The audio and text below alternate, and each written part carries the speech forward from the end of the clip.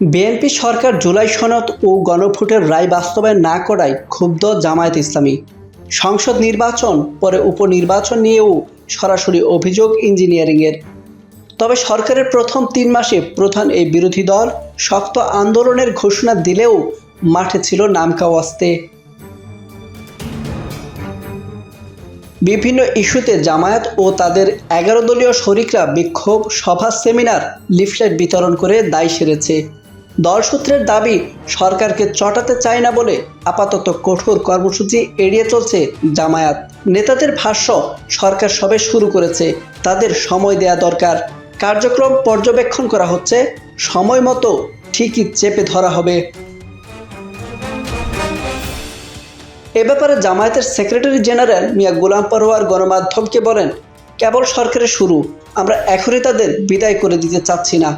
সরকার পরিচালনা করুক, আমরা চাই তারা গণভোটের রায় বাস্তবায়ন করুক। তবে তিনি এও বলেন, গণভোটের রায়ের সঙ্গে বিএনপি যে দ্বিচারিতা করল তা জনগণের কাছে তুলে ধরতে সমাবেশ, জনমত গঠন, এমনকি সরকারকে জনবিচ্ছিন্ন করার মতো নিয়মতান্ত্রিক সব পন্থা হাতে রয়েছে।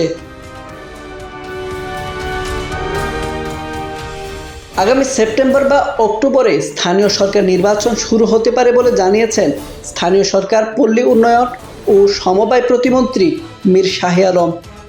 জামায়াত নেতারা বলছেন, নির্বাচনমুখী দল হিসেবে তাঁরা স্থানীয় নির্বাচনের জোর প্রস্তুতি নিচ্ছেন। ইতোমধ্যে বাছাইয়ের মাধ্যমে সিটি নির্বাচনে দলীয় মেয়র ও কাউন্সিলর প্রার্থী চূড়ান্ত করা হয়েছে। চট্টগ্রাম ও গাজীপুরে মেয়র প্রার্থীর নাম ঘোষণাও হয়েছে। ঢাকা সিটির বিষয়ে জামায়াতের সহকারী সেক্রেটারি জেনারেল অ্যাডভোকেট এহসানুল মাহবুব জোবায়ের বলছেন, ঢাকার 2 সিটির মেয়র প্রার্থী চূড়ান্ত, তফসিল ঘোষণার আগে পরে তাদের নাম জানানো হবে। নীতি নির্ধারক পর্যায়ের এক জামায়াত নেতা জানান, স্থানীয় সমস্যার পাশাপাশি ভোটের প্রচারে গণভোটের রায় বাস্তবায়ন না করা, জুলাই অভ্যুত্থানকে ধারণ না করা সহ চলমান ইস্যুগুলো বিএনপির বিরুদ্ধে ফোকাস করবেন তারা। নির্বাচনের আগে সরকারের বিরুদ্ধে চূড়ান্ত কোনো আন্দোলনে গেলে দলেরই ক্ষতি হবে, মামলা বিবাদে ভোটের প্রচারে ব্যাঘাত ঘটবে। মাঠে না থাকলেও সংসদে সোচ্চার থাকার কথা জানিয়েছেন জামায়াত নেতারা। জুলাই অভ্যুত্থানকে জাগিয়ে তুলতে সামনের রাজপথেও কর্মসূচি করা হবে। বিশেষ করে গণভোটের রায় বাস্তবায়নের মধ্য দিয়ে জুলাই সনদ পূর্ণাঙ্গভাবে বাস্তবায়ন করতে সরকারের উপর চাপ তৈরি করবে। মিয়া গোলাম পরোয়ার বলেন, আগে সরকারের আমলে পরিস্থিতি ভিন্ন ছিল, তখন সেই সব ইস্যু ধরে আন্দোলনের চেষ্টা করেছি। এক একটি ইস্যুর কারণে আন্দোলনের ধরনও এক এক রকম হয়।